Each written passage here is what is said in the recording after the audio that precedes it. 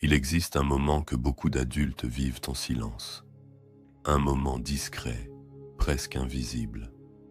Tu es assis dans ta voiture, moteur coupé, les mains sur le volant, face à la maison où tu as grandi. Et soudain, une évidence s'impose. Tu ne peux plus entrer.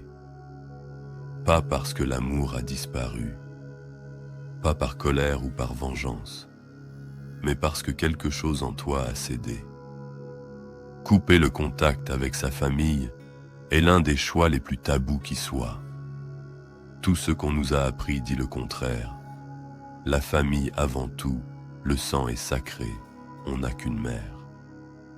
Dans certaines cultures, la loyauté familiale est presque une loi morale.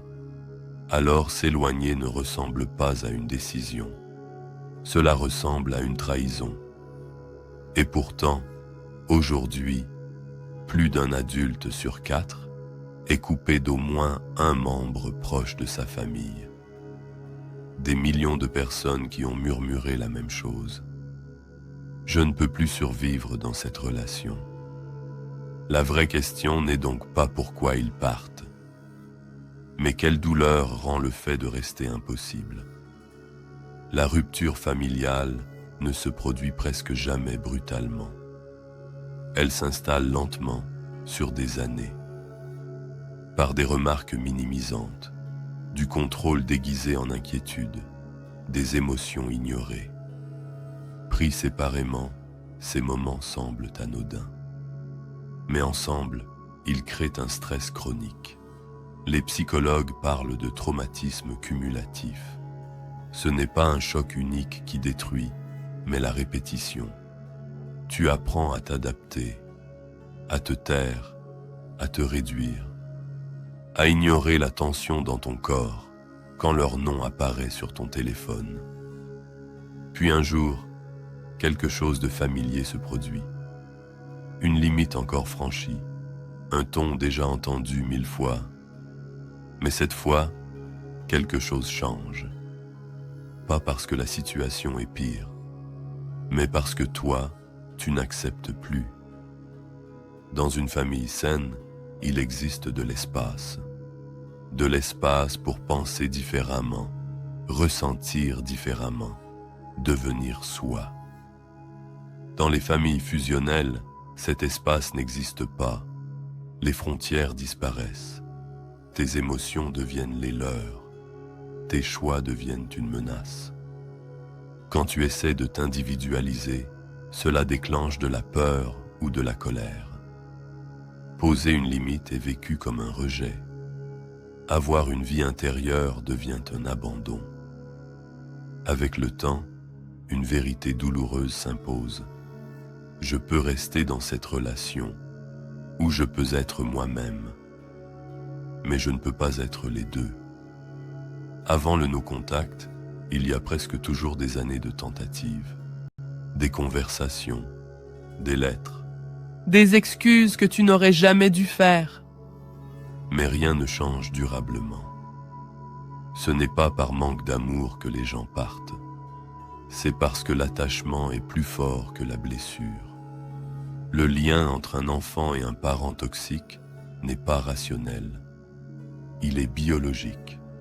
Quand la même personne apporte à la fois sécurité et douleur, le système nerveux s'attache à ce qui est familier, pas à ce qui est sain. Pour survivre, beaucoup développent un faux self. L'enfant sage, le médiateur, le réparateur, celui qui maintient la paix. Mais à l'âge adulte, ce masque se fissure. L'épuisement arrive et le corps ne peut plus suivre. Dans les familles émotionnellement immatures, poser une limite n'est pas entendu comme une demande. C'est perçu comme une attaque. Le parent nie, attaque, inverse les rôles. La communication devient impossible. Toi, tu cherches à réparer. Lui cherche à protéger son image. Alors la distance commence à ressembler à la seule issue. Beaucoup de parents disent ne jamais avoir reçu d'explication. mais les raisons ont été données. Elles n'ont simplement jamais été entendues. Avant la rupture, beaucoup vivent dans le FOG, la peur, l'obligation et la culpabilité. Un brouillard qui maintient prisonnier bien après que la relation est devenue nocive. Quand le no-contact arrive, il n'y a pas de soulagement immédiat. Il y a un deuil silencieux, celui du parent qu'on a eu et de celui qu'on n'a jamais eu. Mais quelque chose d'inattendu se produit aussi. Le corps se détend, le système nerveux relâche enfin. C'est là que commence la reconstruction. Apprendre à se donner ce qui a manqué. Des limites sans punition. De la validation sans condition.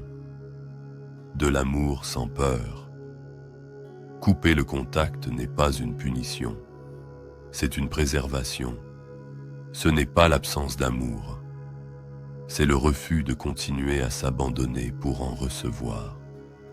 Se choisir n'est pas une trahison. Guérir n'est pas de l'ingratitude. Parfois, l'acte le plus courageux est simplement d'arrêter de se perdre pour préserver une histoire qui n'a jamais été vraie. Et de l'autre côté de la culpabilité, il existe une vie plus douce. Une vie où tu as enfin le droit d'exister sans peur.